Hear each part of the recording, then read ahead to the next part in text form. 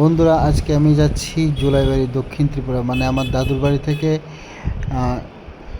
বাজার দিয়ে মোটামুটি 200-300 মিটারের মধ্যে জুলাইবাড়ি গাড়ি স্ট্যান্ডের কাছাকাছি ট্যাটু করাতে যাচ্ছি।